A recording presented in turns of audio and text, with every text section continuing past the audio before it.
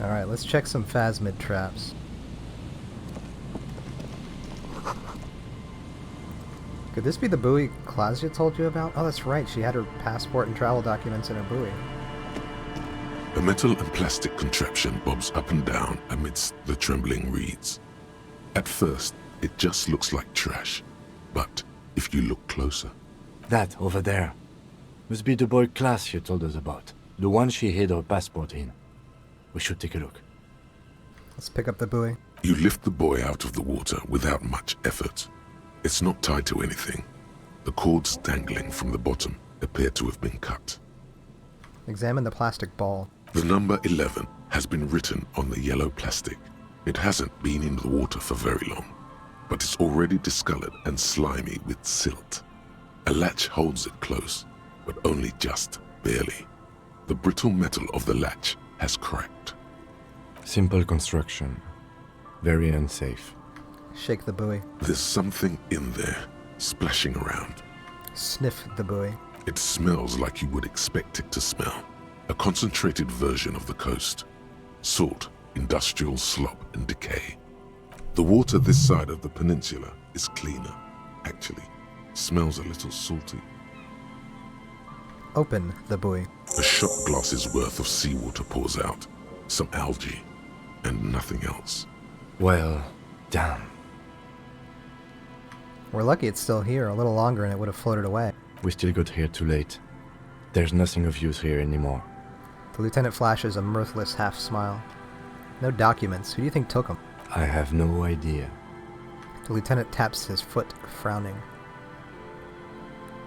This is a minor quirk. We know what was in the buoy anyway. Or think we do. This is a small loose end, either way. Not important, I hope.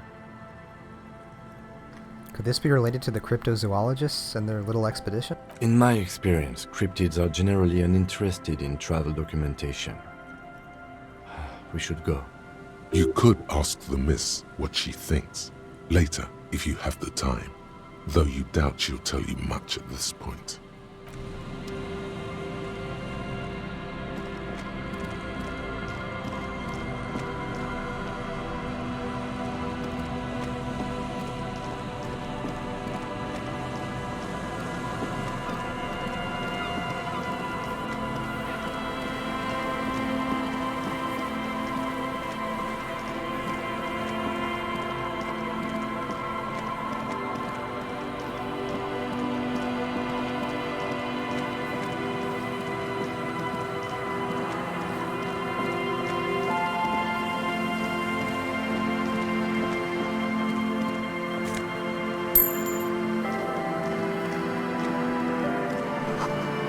These rusty gears used to turn the whole machine.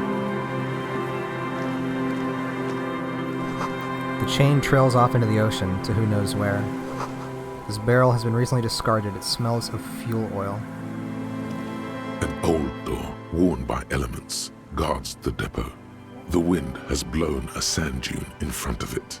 The door hasn't been opened in a long while. You see a handle. What is this thing anyway? It's military. A service depot of some sort. Used to serve as what? The washerwoman mentioned a depot up the coast.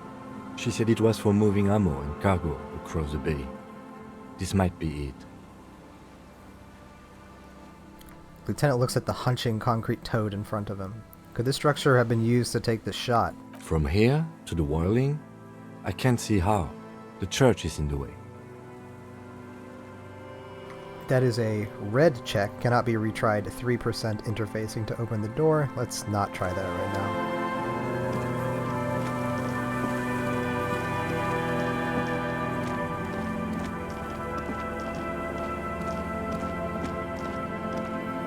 There's a trap in the reeds at your feet.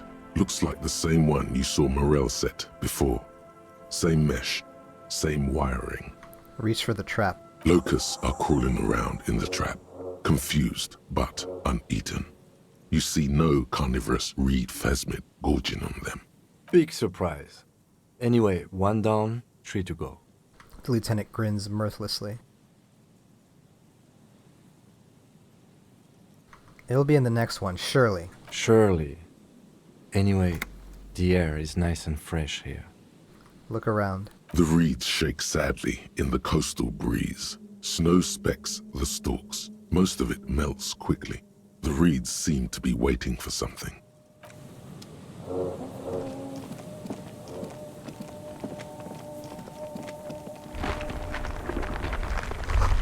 Cigarette butts cleaned away under a rock. Brand Tio Motiri.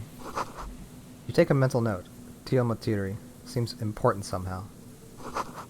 Someone's made a campfire here a long time ago. A rusted, broken control box for the radio relay tower. The ladder is too rusty to climb. The sea air has eaten away at it.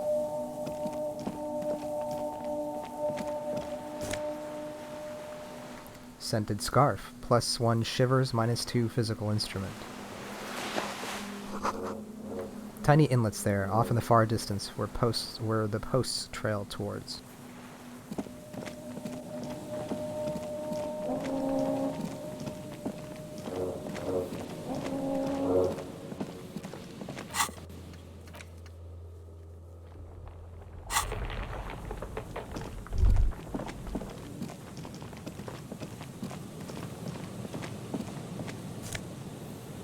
White polo shirt, +1 rhetoric, -1 empathy.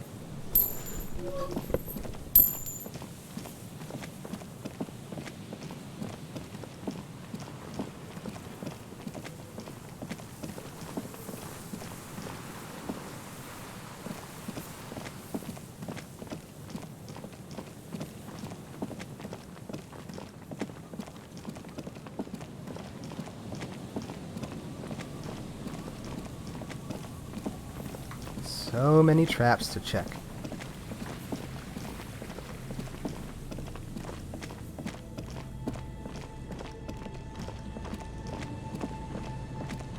This is the trap Morel just set. Checking it over, he said, is just a technicality. But this trap is also full of panicked locusts. No sign of any cryptozoological beast inside. Another empty trap.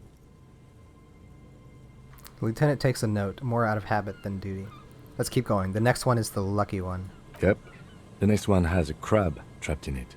These are just crab traps, you do realize. He raises his collar. It's windy.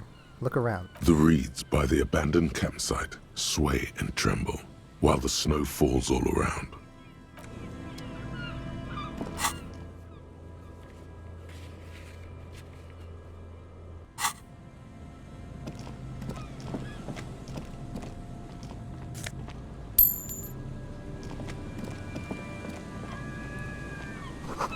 No boat in the boathouse today. Some magnesium and some oversized superstar sunglasses. +1 savoir-faire, -1 visual calculus.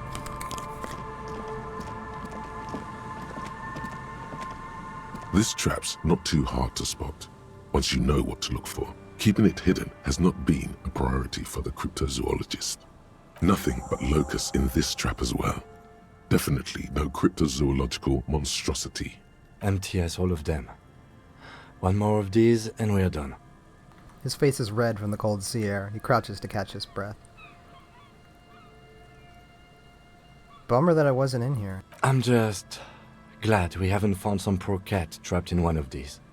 Behind you, the ruins of a residential building loom over the reeds. They whisper amongst themselves, confidentially. Snowflakes cling to their shivering stems. This boathouse is shoddily constructed. A strong breeze might blow it over.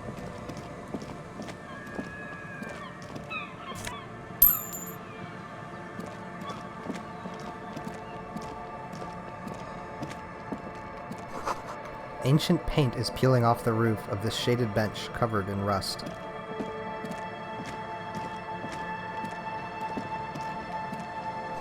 The sign says, Entrée interdite. An old ticket taker booth, no longer in operation. People paid money to park here. No one would pay now.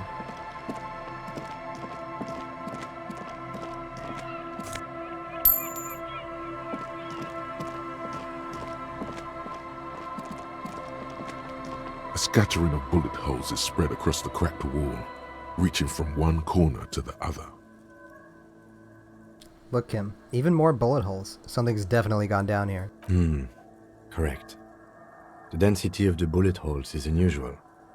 Even in a general, average bullet hole frequency in Martinez sense. Grim affairs. Meaning, this is a lot of bullet holes. Looks like fully automatic rifle fire. Something you don't see these days. He brushes the wall with his hand. Why not? The manufacturing and sale of automatic rifles was curtailed after the revolution. The destructive power of such tools proved to be too much. We do need to retain some humanity in this world. Let's see if we can juice old visual calculus here.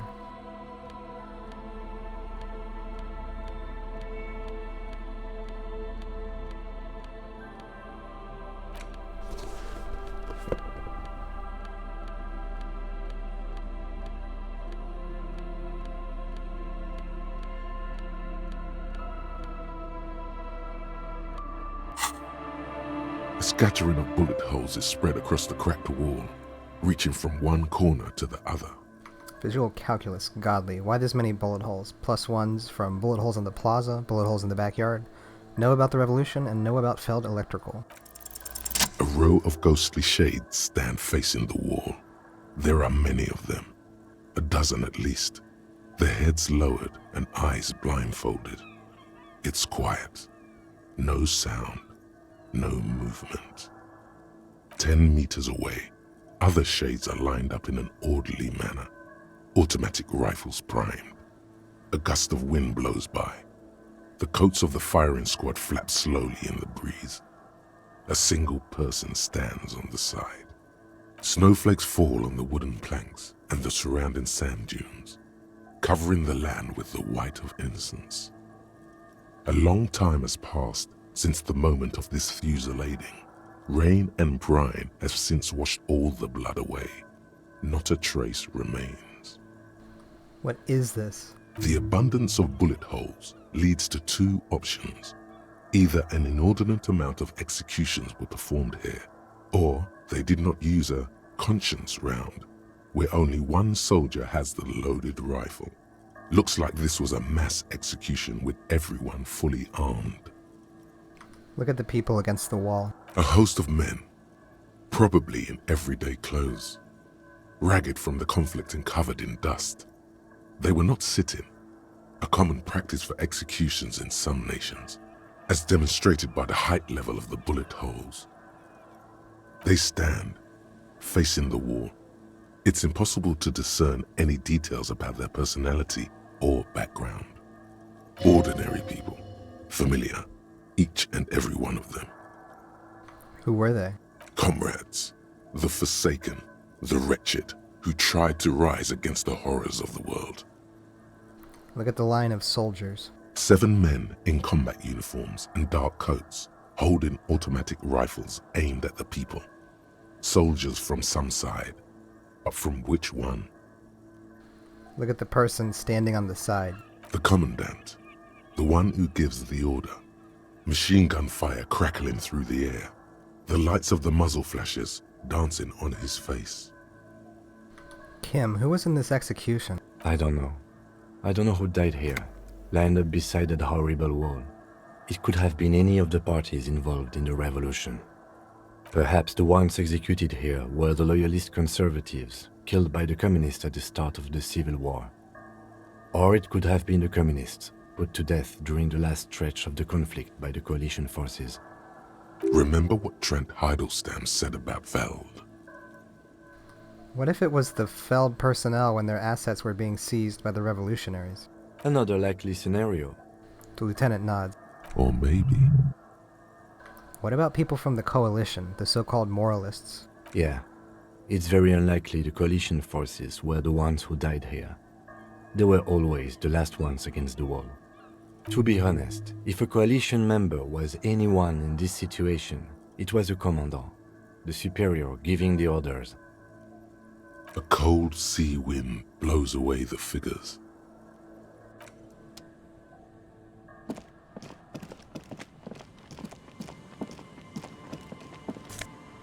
Eerie portents. The door is not only barred shut, it is inaccessible.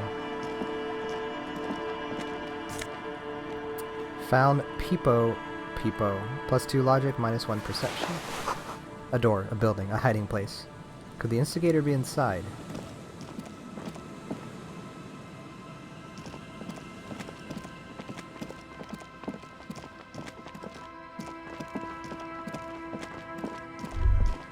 There's no way the perp is in here, officer. Look how scarred the boards are. All attempts to pry them off have failed. Can I try to get in, though? Not this time. The opposition is insurmountable, but I like the spirit. Have some points.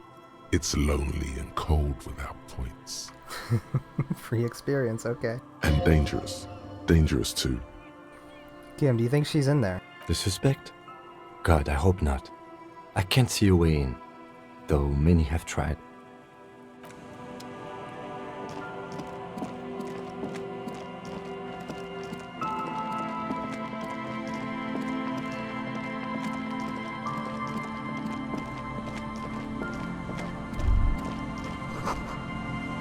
This section of the coast hasn't been used in decades.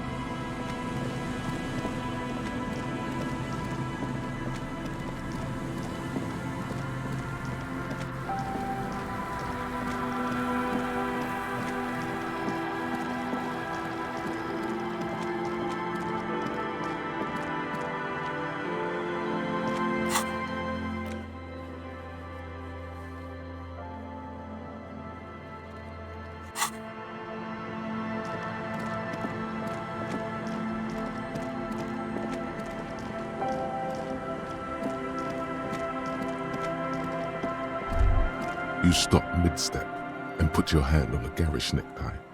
That bottle, Bratan! Just look at that bottle! Where? Bottle? What? In this drunk's hand, on the pipe there. Glowing blue, a mysterious, otherworldly blue, filled to the brim with holy mysteries. Okay, cool. What do I do next? Oh, I think this is about so much more than cool. Please go talk to him. See what it's about. I'm drawn to it.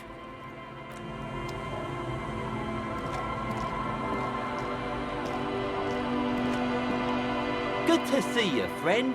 Do I have deals set up for you, buddy boy? He spreads his arms as if wanting to embrace you. Does he actually know you? Or is he just shopkeep friendly? What are you talking about? So what do you want? I got smokes. They're cheap. Very cheap. I got Pilsner. Great deal. You won't get a better deal on that piss. Spirits I can let go for 300 real. I also have speed. And by speed, I mean amphetamine. See? There it is, Bratushka! The spirit! Let's buy the spirit! 300 real is a lot, but this has to be done! You feel your necktie strangle you with excitement. It's our end game! This is the mystery and the truth, and I need to buy that spirit. Exactly! This is no ordinary drink! It's what our relationship has been building towards all these years! This is the climax, the mystery, the virginal sigh! That drink is special! You have to buy it from him! Get it off him! Kill him if you have to! Our ultimate fate depends on it, and the fate of many worlds. The lieutenant looks at you, looking at the bottle of spirits, then at Rosemary, suspiciously. Why does the bottle of spirits cost 300 real? See, friend, it's real valuable. Worth every real, if you catch my drift. Got it from a bit of a business venture. He brings out a 1-liter bottle with bluish liquid. The mouth is corked shut. Nod, let him speak. You know, it's funny, actually. He bursts out laughing, then takes 3 gulps of his Pilsner and stares at you intently. He's finding it difficult to focus his watery gaze. What is? What? Keep him talking. What do you mean what? What did you think was funny earlier? This guy. He says and shakes his index finger at you. Where did you get the bottle of spirits from? Oh, this is medicinal spirits. The good stuff. Got it from the doctor's office. He ain't shitting you! Medicinal spirits are a blast, Bratan! The flaming truth of this joke of a world! I got one of those scientific ampules a few months ago. Torpedo, they call it. It's supposed to keep a man from taking a drink. He spits a nasty yellow clot on the ground before you. Didn't stop me for shit, that's for sure. 5 lemons with half a pack of butter and you're good to go. That's a good tip. I should remember it. It really isn't. In a week, the goddamn kidneys started giving me all kinds of help. Finally, the missus took me to a private doctor's office. Not a charity, the real thing. Those arseholes charged me £4 to remove the damn thing.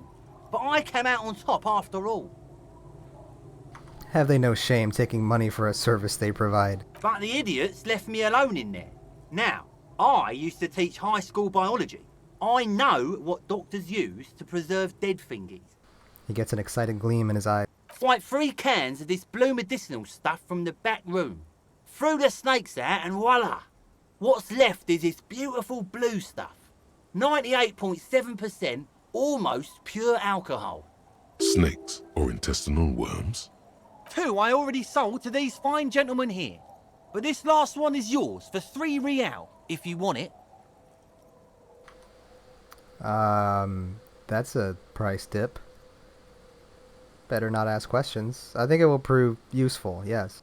3 real and it's yours, friend. The deal of a lifetime. That's a much more reasonable price right there. Makes sense now. Here's the money for the spirits. Just make sure to enjoy that one, friend. Bratan, I am so proud!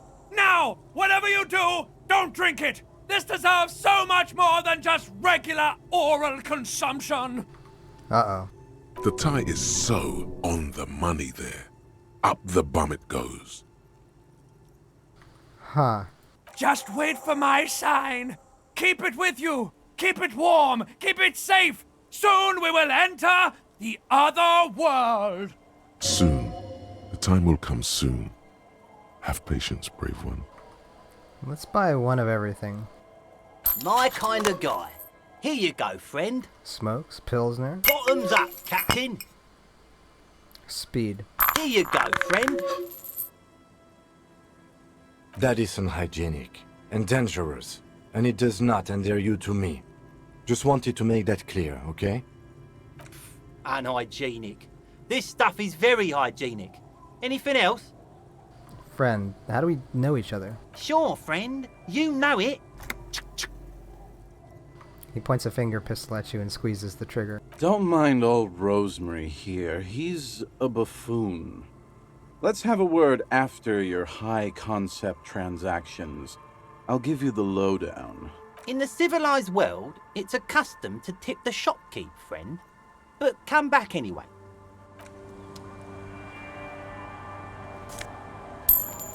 Let's talk to the tracksuit guy. Hey, tequila! A 30-something man clad in a two-piece Lycra TM tracksuit puts down his Pilsner and extends his hand in greeting. Good to see you. How's business? How's the whole reality situation treating you? Shake his hand. So what's happening? Wait, tequila? Yeah, Tequila Sunset. How are the, high-concept, reality-based adventures proceeding? He says it like it's obviously your name. Like you call someone Billy Brunel or leader of the 4th Street Gang. Good. These people know your true name. Looks like it has preceded you, Mr. Sunset. More on that later. I like this guy. You should too. He respects you by calling you your true name. Not too hot. I'm on a 50-year losing streak. That's harsh. I'm like 3 or maybe 4 years into mine. Wait, no. Make it 5.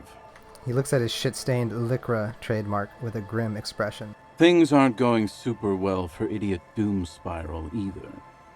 Haven't found those keys yet, haven't won that great piece of ass back. No word from my business buddies.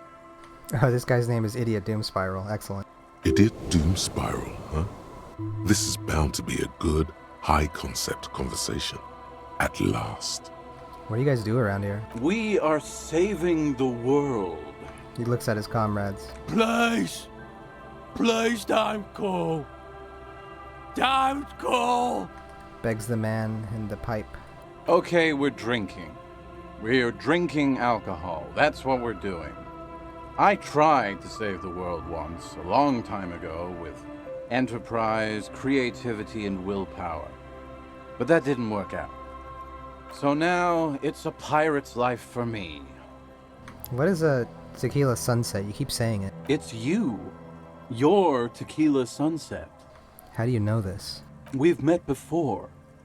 Don't you remember? No, you sure don't. Maybe? Maybe. You look like you want to know how Tequila Sunset came to be. You look like you want to hear the tale. Tequila. Tequila Sunset. Something ominous there. Go ahead. Mm-hmm. Let me take a sip to moisten up my cords. Tequila Sunset rolled into Martinez last Friday.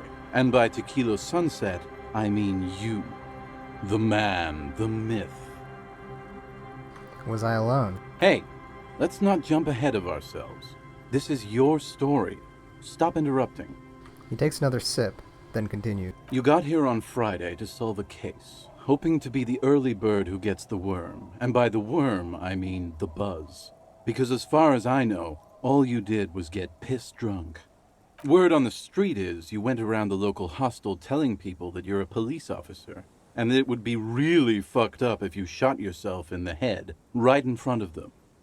That's pretty high concept, if you ask me. It is. The lieutenant's brow is furrowed. He's listening as casually as he can. Please continue. It was a late Saturday night when we, the Union of Moribund Alcoholics, were getting our drink on. Nothing remarkable about this. We get our drink on 24/7. Makes everything warm and glowy. I trust you know the feeling. Oh, yes, you do, Bratushka. The only thing better than that is putting the pedal to the metal after you kiss the tie. And off we go. One moment we hear the sound of a motor carriage revving up somewhere on the plaza, followed by a series of dings and bangs. Do you remember the sound of wood cracking? The billboard? Naturally, loud noises pique the interest of anybody owning a pair of ears. That's just the reality we're in. Naturally. Anyway, there was a brief silence. A gasp of silence, if you will. Followed by a real commotion. We heard the carriage careening towards the coast at top speed. Sounded like someone jumped the canal. We grabbed our brewskis and rushed to the jetty. Never underestimate the speed of an alcoholic. What we saw was a sight to behold. A beat-up police carriage containing you. Right there on the beach.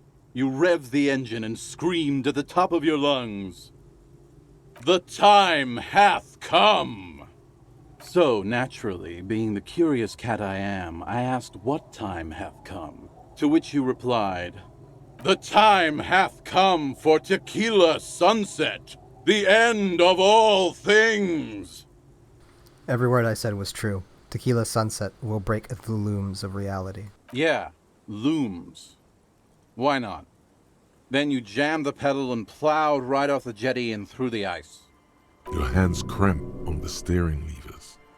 We ran towards the ice whilst you crawled your way out, miraculously unhurt, covered in seaweed and shit, like some kind of sea monster. When we finally got there, you were sitting on the beach crying. You said that your badge and uniform were in the car. It was too late to get in there, though. The carriage had sunk too deep. Recognizing a brother in need, we offered our condolences and invited you to party with us, which you naturally agreed to. We asked about the whole Tequila Sunset thing, and you told us it was your name now and insisted that we all call you that from then on. My real name is Harry. No, that's just what your mother called you. Your real name is Tequila Sunset. Just embrace it, brother. How long did we party for? Hours. It was an all-night drink-a-thon. Then, at some point, I think it was Sunday morning, you got belligerent and wanted to talk about Revacholian women. How they're beautiful and also whores and so on. How one of them fucked you real bad. After a short while, you crossed the event horizon, looked sullen, got up, and left without saying anything. Wow, that's quite a story. Yeah, I bet Tequila's a fucking legend around the precinct. You must be proud to work with him. If you only knew. Did I tell you anything specific about this person that fucked me? You were pretty vague about it, but you kept saying you got fucked real hard, and that we've all been fucked too. Please, don't open that door. No one's fucked me. I do the fucking around here. Abigail! It seemed pretty painful, to be honest with you. If I had to guess, I'd say you're still working through some shit. Did I mention losing anything else? Beside your gun and your badge, you said something about your hope or heart or something. To be honest, the details are a little hazy. In retrospect, I guess you lost your motor carriage too? That's a big one. Did I say anything about my colleagues? You told us that they were a bunch of fucking losers whose main interest was cramping your style.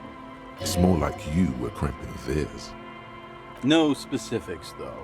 It was more about you that night. You were the star of the show. Did I say anything about the case? Yeah, you said it was no biggie and that you'd solve it in no time. And that you didn't need anyone to do it. You're doing it solo now. A lot of cops go solo and hermit once they reach that level of alcoholism. It's not meant as a joke. He's sorry for the hermit cop.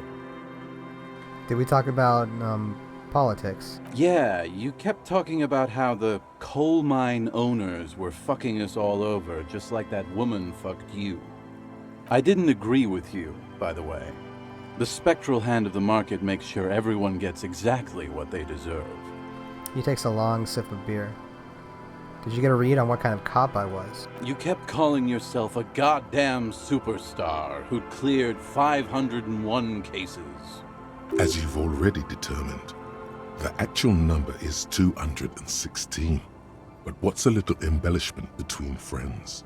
No thanks to the squares at the precinct, as you put it.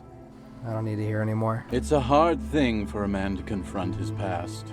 That's why I avoid mine at all costs. You seem like you're characterized by your storytelling ability. Want to tell me another one sometime?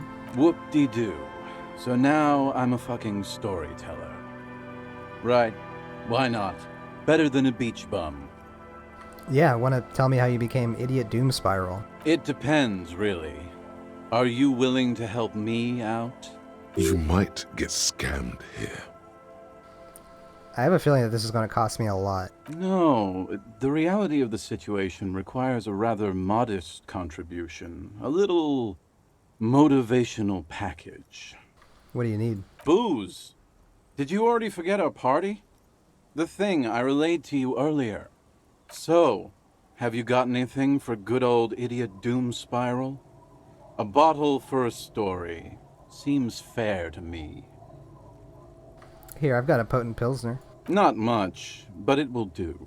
He grabs the bottle from your hand and uncorks it immediately. Hey, Spiral Boy, you gonna share that? One of the other bums interjects. Don't call Abigail! Shut up, guys. I'm telling a story here. Something happened to you. Something happened to me, too. My actual name is George, but around here, you already know. I was once a reasonably high net worth individual. A founder/junior partner at a high concept creative services agency. When my story begins, I had just landed a major contract with an insurance firm. I used the profits from my agency to finance what I called a cultural incubator. Abstract value generation, value per person, high concept stuff. I developed the paradigm, worked within the paradigm, but the burden of leadership weighed heavily on me. So I went jogging every so often to keep myself sane. Wait, how many people did you have working for you? 22 full-time employees. An all-star team. A potentially historical set of individuals. Worrying about them often kept me up well into the morning hours. Did the jogging help? It did. With my trusty Sansarique tracksuit, I felt like I could conquer the world. But now dreams are worn thin, much like my tracksuit. He says this thoughtfully, brushing dust off his shit-stained pants. What happened? One day I left on my evening run. As you may know, it's impossible to clear your head when you're distracted by the sound of keys jangling in your pockets. He shakes the bottle and makes a ringing sound. His eyes are clouded, his dilated blood vessels encircling his irises like stinging brambles. His eyes are your eyes. So I removed the key ring and put the keys for the front gate and the apartment into different pockets to stop the jangling, you see? At least, that was the plan. I was halfway done with my usual lap when it started to rain. The reality situation became very wet, very quickly. How wet are we talking exactly? Wet, okay? It was raining really hard. There's a trace of derision in his voice. I made my way back home and discovered that I didn't have the key to the front gate. I'd mixed it up with the key to the letterbox, which was useless. Naturally, the situation required me to climb over the gate, which I did. There was no climbing down because I slipped and landed on my ass. Ouch. Ouch, indeed. Reality was looking rather grim just then. Me lying on my ass in a mud pit in the middle of a heavy shower. But when life knocked me down, I always got up. So I made my way across the yard. Standing in front of my apartment door, fumbling with my pockets, I realized that I'd also forgotten my apartment key. You gotta be shitting me. I wish I were, Tequila. I wish I were. Instead of my apartment key, I'd taken the key to the office. He turns his head towards the skies. Okay, so what happened next? I rang my neighbors' buzzers. It was late, and most of them didn't even answer. Those who did assumed I was trying to sell them something and hung up before I could even explain the situation. People are naturally wary of ad men, you see. One moment someone chats you up, 5 minutes later you've bought a box of edible lingerie and a strap-on. I don't begrudge them, especially since I was known to be one of the best. Heavy is the head that wears the crown. Just then, I experienced a moment of clarity. I still had the key to my office. I could wait out the storm there. But when I reached my office, I remembered that I'd asked one of my producers to change the locks that day. And since I hired only the best, he'd already done it, and I couldn't get in. Anyway, long story short, life spiraled out of control. I haven't gotten into my apartment for years, and my girlfriend left me because she didn't want to date a homeless man. The company, well, you see where I'm going with this. So, now you've heard my tragic tale. What do you think? Like nothing you've ever heard, huh? Wait, is that it? I feel like there are some steps missing. Tequila, I've thought about this series of events for a long time. If there was anything else to it, I would have thought of it by now. Why didn't you go to the authorities? Well, at one point they came to me, but, you know, I didn't have any ID on me, so they tossed me in jail for 2 days. I can't say it increased my faith in the RCM. No offense, gentlemen. There's this black point in the world, a hole. It's already claimed an entire commercial area. Maybe you're another one of its victims. This would explain a lot. I always believed it wasn't my fault that I ended up homeless on the beach with these two bums. He looks at his partners with a glint of sadness. God bless them, though. I'd be alone without them. Anyway, that was all the story one bottle gets you. Almost empty, this one.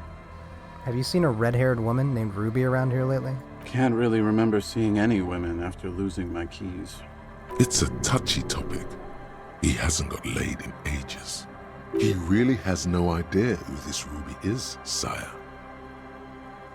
Why do you keep losing all your stuff? Good fucking question, Tequila. If I knew the answer, you think I'd be hanging out on a beach in this formerly premium but now extremely dirty two-piece lycra tracksuit? I used to own my reality situation. My business buddies and I had our own creative services agency. I had a nice apartment, an even nicer piece of ass. But somehow it all got away from me. Now I can't hang on to anything. Just last week I stole this nice new jacket, but then I lost it too. The only things I haven't lost are these two drunks. You of all people should empathize with this. Perhaps this lost jacket is something you could help with? What's this about a lost jacket? Tequila, it's a verifiable tragedy. It was practically brand new. Sure, it didn't really go with my lycra threads, but it did itch a lot less. Say, you're a detective, right? Maybe you can help old Doom Spiral out. Solve the case of the missing jacket. What do you say, Tequila? I already found a filthy jacket near the boardwalk. Holy shit! Tequila, how did you... Never mind, I don't care. Just let me see the jacket. I found a little more than I bargained for. What's that supposed to mean? There's a dead body nearby. What's that got to do with my jacket? It's a pretty freaky coincidence. What do I care about some local stiff? You gonna give me the jacket or no? Fine, take the stupid thing. Let me see. What?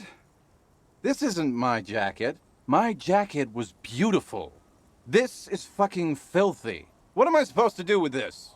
What do you expect? You left it outside for a week. I'm not taking a disgusting pile of hobo rags.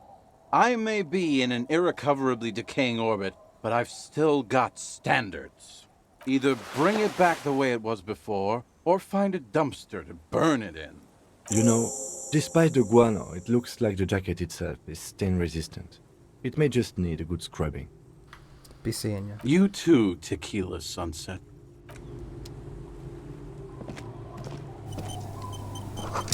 The bushes are too thick and thorny to pass through.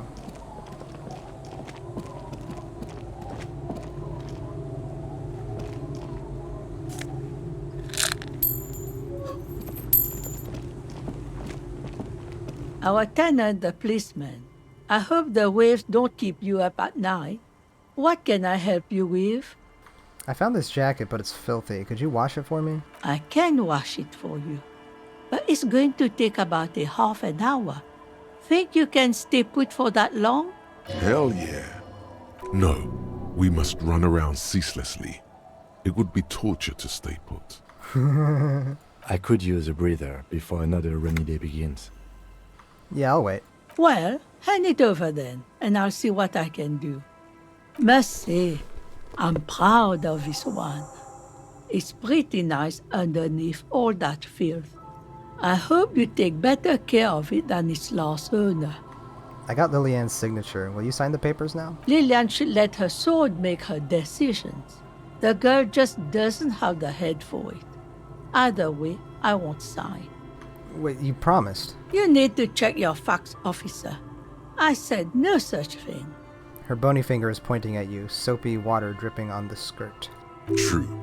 She only said she wouldn't even consider signing before Lillian. So it was a test. Lillian's not the only one who's too trusting. She wanted to see if you would do it, and if she would. What do you have against the Union? I've seen it all before. You think they've got our interests at heart? Rich men are always selling poor men promises they never plan to keep. She pulls a dark red rag out of the bucket and puts it back. Then the poor get pushed out of their homes and the rich get a little richer.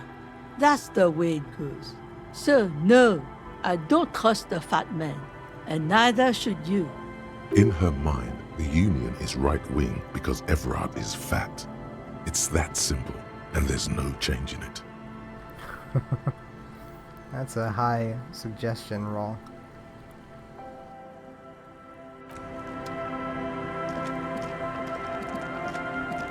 Alright, let's get our boy his jacket. Tequila sunset.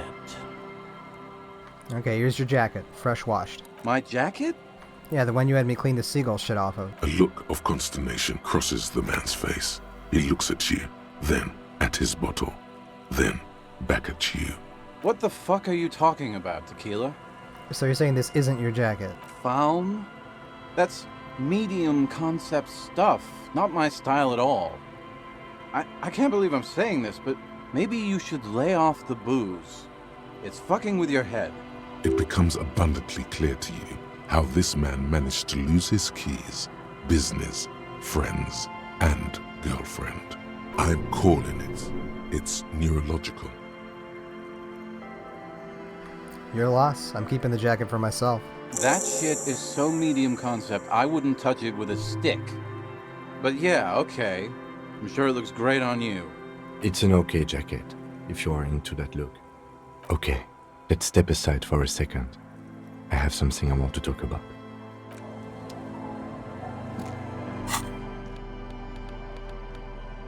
+1 pain threshold, +1 half-light, -1 drama on the windbreaker.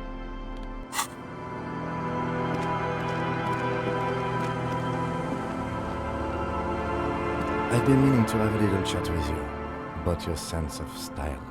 My style, what about it? I'm glad you finally started dressing a little more like an officer of the RCM. Keep it up. Your half-brother is proud to stand beside you. Regular cop, regular clothes. The lieutenant regards you for a moment, unsure whether you're making a joke or not, and if so, whether he should acknowledge it. Right, detective. You are one regular cop. You know the expression, the clothes make the man?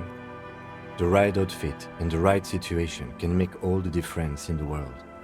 Okay.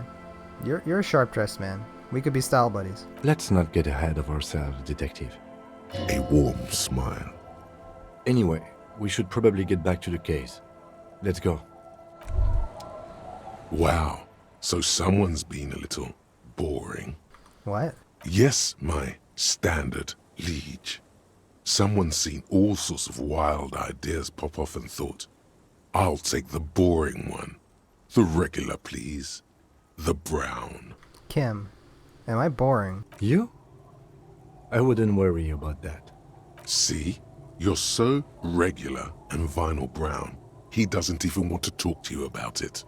What is this? Picking on me for being not crazy enough? That's the least of my concerns. No need to be defensive. The regularity, the brownness, the cut and dry have their appeal. A very standard appeal. I like standards. Of course you do. Maybe some regulations and a usual pistol to go with them. It's official. My lord's coppo type is regular cop. I'll let everyone know. I'll send out a telefax. Wait, this will be my capo type now. Yes, the type of cop you are, sire. Think of it as a caste, a class even, a nation of regular law officials that you belong to. It comes, of course, with the usual benefits. Why not? Send out the telefax then. I'm not ashamed. Done and done. No actual communiques will be sent, of course. That would be too dramatic.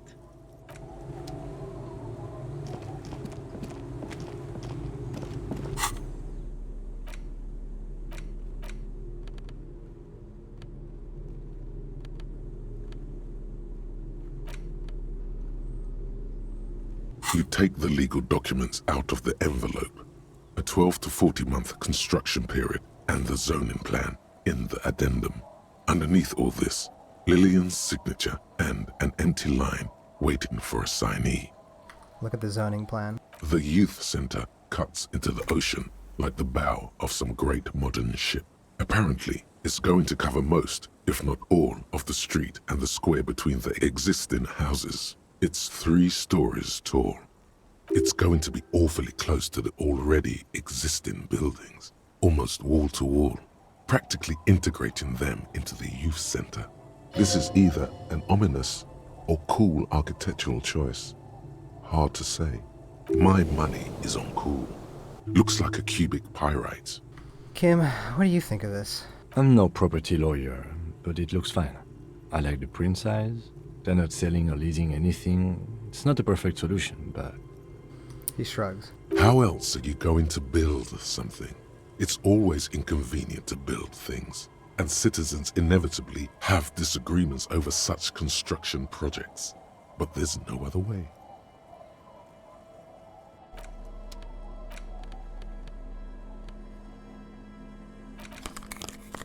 Let's juice logic a little bit here.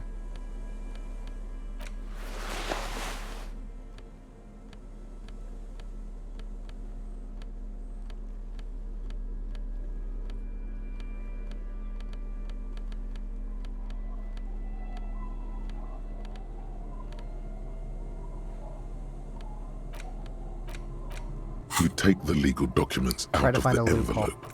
At 12, there is no loophole. The simple truth is, the current residents are going to lose their street access, and for the next 12 to 40 months, their lives will be dominated by constant construction noise right next door. Wait, what are the ramifications of this? Once the construction starts, it will probably take a few months, a year maybe, for even the most stubborn occupants to get tired of living like this. After that, they'll sell their property for cheap and move out. Look, Kim, these people are going to have to move away because of the noise. Of course, I should have seen it. Lieutenant frowns as he reads over the document again. Eval probably has eyes on us, but if the second signature were to be somehow wrong... He won't say it outright, but he's suggesting forgery. You're suggesting... Forgery, yes. It would render the document invalid. Oh yeah, let's do this. It's not the sort of act I would normally encourage, but under the circumstances, if done discreetly, it may be the only way to save what's left of the village. Or you could try to trick Everard. Get someone random to sign the document. By the time the union boss finds out, your business here will already be concluded.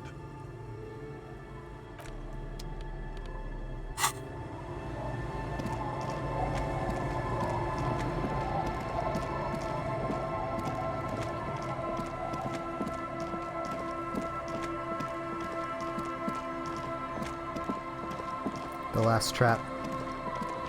It takes you a moment, but finally you spot the last of Morel's traps. This one's partially obscured by the reeds.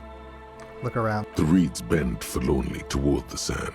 Some tufts have been crushed. Snow covers the broken stalks like a shroud. In the east, the city center hums to you. The trap feels light and silent as you pick it up. Something is different here. No locust. No phasmid either. But still. Look closer still. Well, the bait worked on something. This doesn't mean it was a reed monster, though. Unless you see one in there. I just see an empty trap. The netting is a little untidy, messier than the others. Like someone or something picked up the trap and shook it before dropping it back down on the ground. I get the feeling that someone or something may have messed with the trap. Perhaps our cryptozoologists have competition in the form of an actual entomologist, or someone else is sabotaging them. I could present more theories, but then I would be taking this on as a case, which I'm not. You're right, but I still need to tell the cryptozoologists about this. Okay, but after that we get back to our own assignments. We've done a thorough survey of the coast now. Just running around is no longer useful.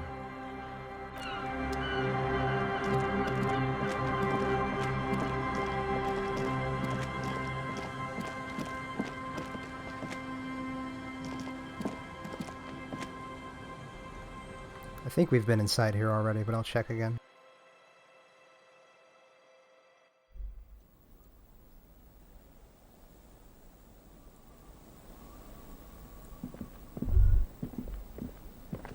It's only a red chair.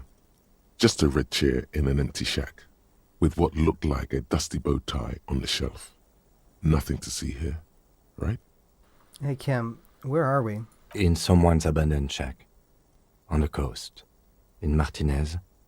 In Ravachol. He's afraid you've forgotten suddenly. What's with the red chair? Nothing. It's just a piece of furniture. He looks at the chair, gathering dust. Red paint is peeling off it. Looks like blood, no? What's with the red bow tie? It's just a piece of clothing you've picked up. You do that, officer. You collect clothes sometimes. He sounds a little worried. It's an odd habit. You better not fucking think about ditching me for some shitty cum-stained bow tie! You and I are gearing up for the final showdown that's gonna be off all walls. You wait and see! Jesus Christ. Yes, agreed. You should never take your necktie off. Ever. Could our suspect be staying here? Here. I don't see signs of recent habitation. This place is abandoned. See? He doesn't like the vibration from the red chair either. Alright, let's move.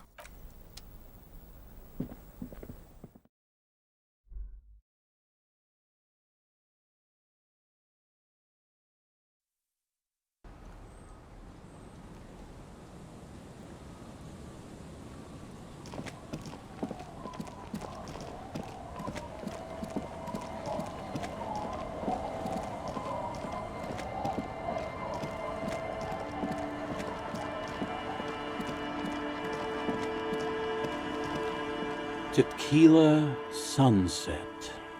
Could you and your pals sign this document? What's it about? I'll let my hand address the situation. Maybe you've heard. I used to be a very successful businessman. I've signed more than a few lease forms or whatever the fuck they were. Anyone's got a pen? The pro's gonna do it. Yeah, I have this green ape one. All right. He grabs the pen and paper from your hands and, very carefully, scribbles on the dotted 9 next to Lillian Carter, Idiot Doom Spiral. Can I have the pen back, too? Don't know if I've mentioned it, but I used to be a businessman. And as a businessman, I am going to keep the pen. For my trouble. You've done a great service to the community, to the RCM, and to Revachol. Hey guys, I'm a hero. He hands you the envelope and waves his hands erratically at his companion. Hell yes! The red-nosed drunk brings his hand up to his head for a salute. Don't call Abigail! The drunk in the pipe snorts and takes a swig from his bottle. The bottle is empty. Thank you for your help. Should we go and mail this? I think I saw a mailbox on the plaza. Mailbox, plaza, got it. Bye.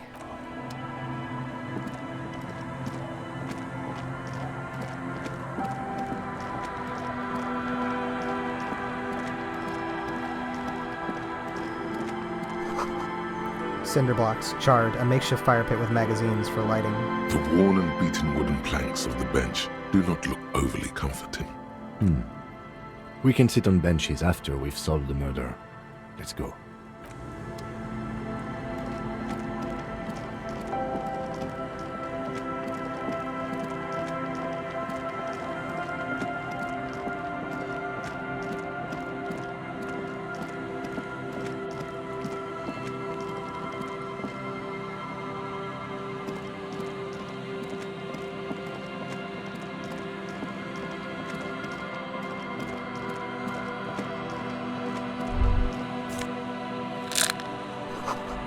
Traffic beyond the gate, more abandoned motor lorries.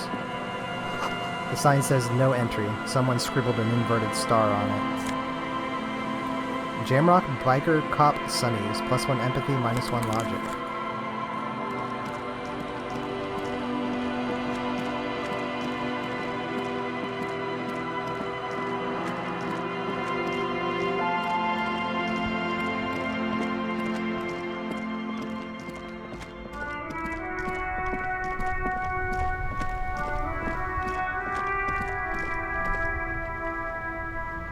I want to see what these two are up to, but first I want to call the station and the library. Inside, you see a set of steering levers, a radio microphone, a pull-out toolbox, and the soft glow of the fuel preheater gauge. This is Precinct 57. How may I assist you? Connect me to Jamrock Public Library. Hold on, officer. I've got Central Jamrock Public Library on the line, and I've already introduced you to the librarian. Connecting the call in 2, 1. Yes, this is Central Jamrock Public Library here. How can I help you, officer? He sounds worried, yet ready to assist. This is how people get when the police call. I'm looking for any information that you can provide me on Billy Mayen, a reader. Billy Majon, you said. Mayen. Give me a moment, I'll have to check our database.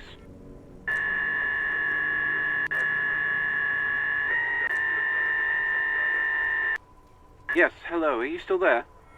I found Billy Majon's home address, is that alright? No phone number, unfortunately. They're too poor to have a phone line. Yes, home address is fine. Here we go, sir. Rue de Saint-Ghislain, 33B, apartment number 20. It's in Martinez, I believe. Cape Side Apartments, it says. That's all. That's where the smoker on the balcony lives, isn't it? Do you have any other information on Billy Mayen? It says here that they returned their last book just a few days ago, but I wasn't at work that day. Do you know someone who was? Marie? Marie? Do you remember a reader named Billy Majon? They returned a Tybalt book the other day. Yes, it was my colleague Marie. She said that it was Billy's husband who returned the book. He also asked for this new sci-fi release, Lowe's Radio City 87, but we don't have it yet. Good. You have a name now. So Billy Mayen is a woman, not a man? How did your colleague know that it was her husband? Marie knows Billy. She's been working here longer than me. Sometimes her husband returns some books for her. And then goes for a little drink later. On the lookout. Do you know the husband's name? Sorry, no. Marie only knows him by sight. Can she describe to me what the husband looked like? Marie? She said it was an older man, and that she's pretty sure he'd had a drink or two the last time she saw him. What was he wearing? 1 second.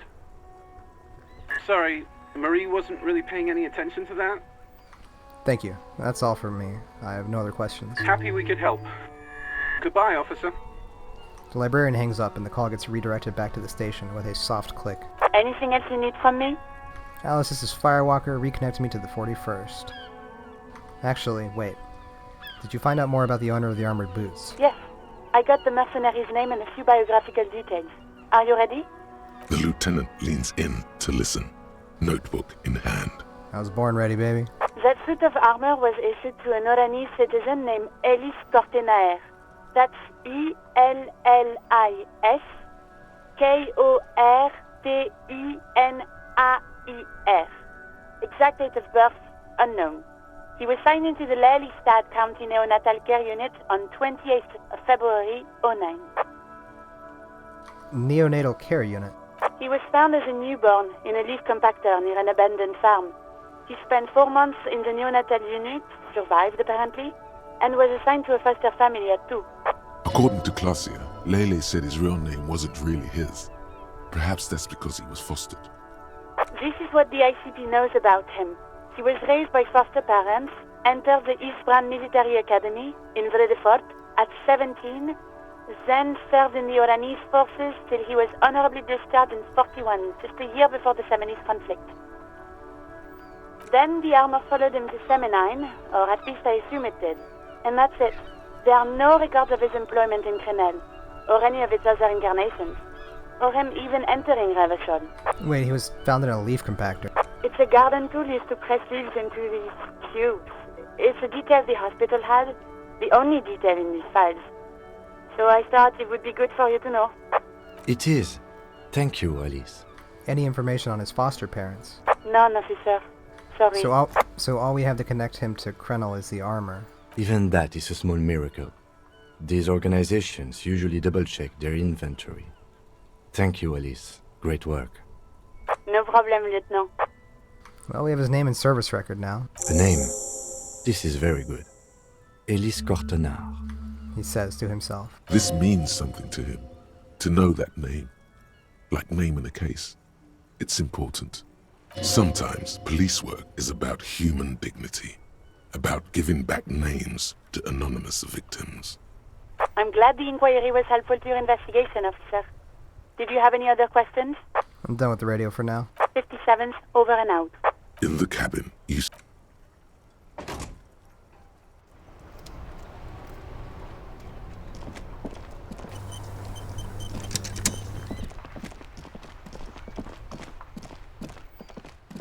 Let's Let's mail the letter and visit the apartments, and then we'll call it.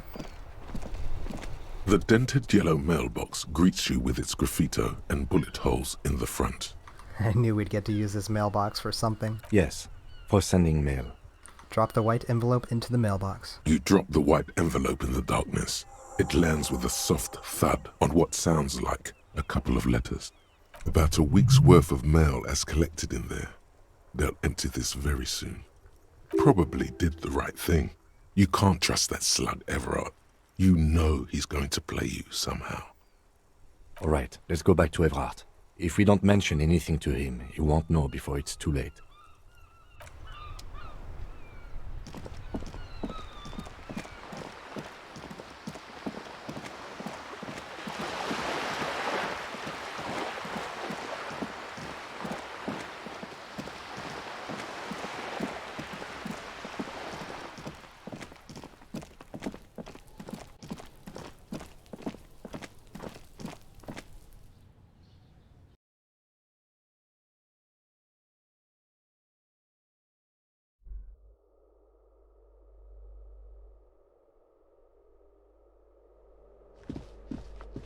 I don't think this conversation is going to be very fun.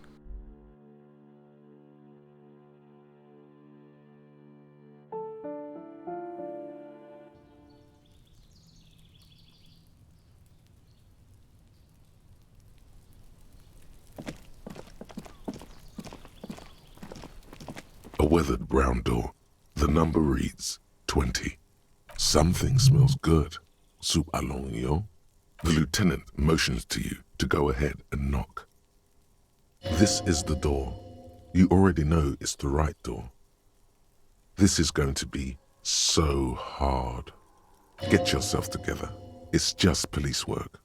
Don't knock! Just leave! You don't need this! You don't need to sad it up! Hold on, Kim.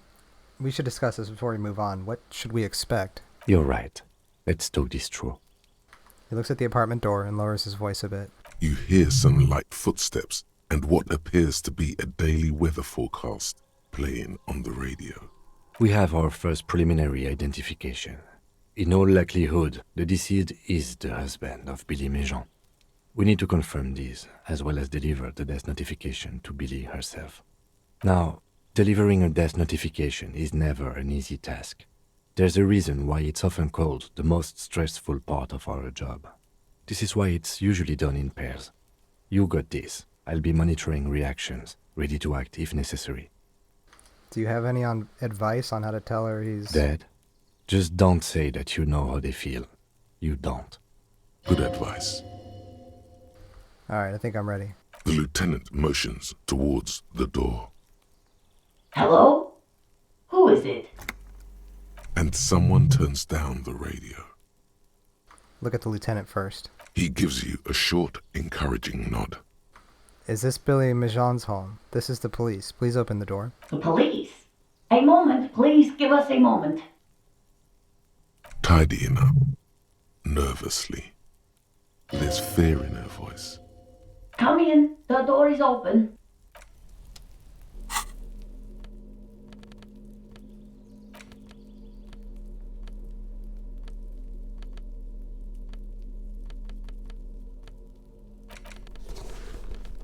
This probably calls for some empathy.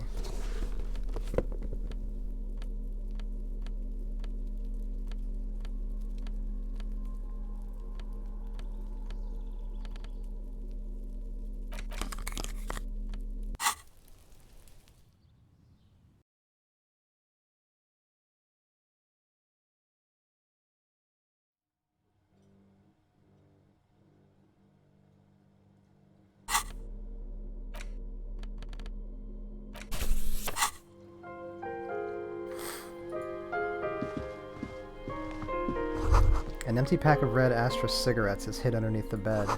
The same brand of cigarettes you found in the trash next to the deceased. Packages of humanitarian aid and macaronis. Windows covered in old newspaper clippings. Can't they afford curtains? A chalk-drawn height chart for children's growth over the years. Posters of contemporary pop stars adorn the walls. The clock is ticking away with an odd cheerfulness. Its ticking makes you anxious, rings hollow in the room. A textbook for high school, mathematics, trigonometry mostly. It's you from the bookstand.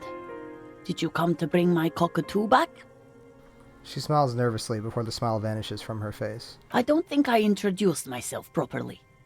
I'm Billy. Would you like something to drink? Tea? Lemonade? We're out of coffee. The lieutenant has taken off his foggy glasses and is busy cleaning them in his handkerchief for now. You're on your own here. He must feel vulnerable without his glasses. Is this why he's letting you take the lead? Thanks, but I'm alright. Is this about Victor, my husband? Is he in some kind of trouble again? I can come pick him up in the station if that's what. She stops, her eyes trying to read answers from your face. No, this is something much worse. Is he in a hospital? How bad is it? How about some small talk before you break the news? You live here with Victor, your husband, right? It's me, Victor, and the kids here. We have 2 daughters, Jenny and Jolie. Yes, I remember you mentioned them at the bookstand. Mm-hmm. They came home later. They're good girls. And where is everybody? I don't see anyone home. The girls are staying at their friend's place tonight. And Victor is out. He still hasn't come home. No.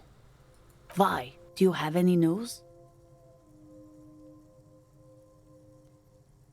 There's something else I have to tell you. She folds her hands across her chest. Empathy impossible. Tell her about the dead body. +4, Kim is here. +1s from identify the leather jacket, library cards, discuss things with Kim, and Lieutenant's handkerchief. You've done this before. Just keep your focus. God, do I just say he's dead like that? Yes, that's the most important thing. Use that word. No euphemisms. This is what you came here for. Ma'am, I'm very sorry to say, but your husband, Victor Majan, was found dead on the Martinez boardwalk. What did you say? Your husband, Victor Majan, is dead. I'm very sorry for your loss, ma'am. Oh. She touches her neck, eyes pale like pearls in seawater. Oh. But he was just... She looks at the kitchen table, where 2 cigarette butts are still in the tray. But he was just here. Alive. We understand this comes as a huge shock. I want you to know that me and my partner are here for you if you have any questions. Take your time, ma'am. What happened to him? She turns to you. Her neck and cheeks are covered with red blotches. Her double chin is shaking. It's still early to say, but at first glance it seems like he slipped and hit his head. Was he drunk? Alcohol may have played a role, yes. I see. And you just found him there, lying in the cold. How long had he been there? If you say 2 days maybe, it will be etched in her mind forever. It's hard to say at this point. She blinks, eyes welling up with tears, as her hand starts searching for something from the pockets of her dress. Here. The lieutenant takes out his handkerchief and offers it to the woman. She nods and slowly wipes away her tears. Is there anyone we could call for you? A friend, a family member, someone who could be here for you? No. I just need to tell my girls. The air gets sucked out of her lungs suddenly. Unreal. God, should I call them? Should I tell them to come home? No. A day. No. Take a day to recover. You'll be better prepared when they come home tomorrow. Good. That's probably the right thing. Thank you. She nods, but with a wretched expression. Just tell me, what do I need to do next? Where is he? Can I see him? We've taken him to the city morgue. The local coroner will be contacting you shortly to arrange the funeral. Here's his number in case you want to contact him earlier. He hands her a leaflet with the morgue's contact information. A very good call. Is there anything else that the RCM could do for you? No, I'll call you if something comes up. I'm still... She rubs her face, runs her fingers over cheeks that have become numb. Thank you. Thank you for telling me. I'll call if... She runs out of breath. These are her last reserves of strength. Her muscles will give in soon. Already, she starts to shake. Again, I'm very sorry, ma'am. We should step outside and talk. Set the library card by her and leave the room.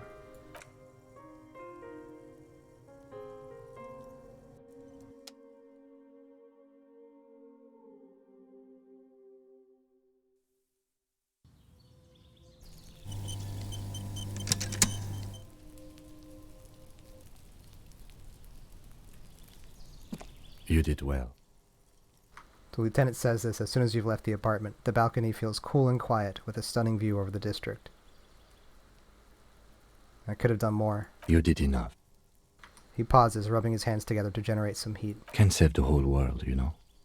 Can't bring the dead back. What now? I'll call the station when we're finished with the day, and let them know the name of the deceased. What about Billy and her kids? They'll manage. They have to. It's not your place to live their lives. So that's it. That's it. We should get back to our case now that our duty here is done. Right. This is closed then. Let's go.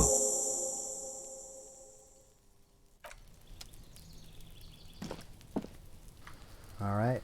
And I think there is where we will leave off. We have plenty of things to check out for next time.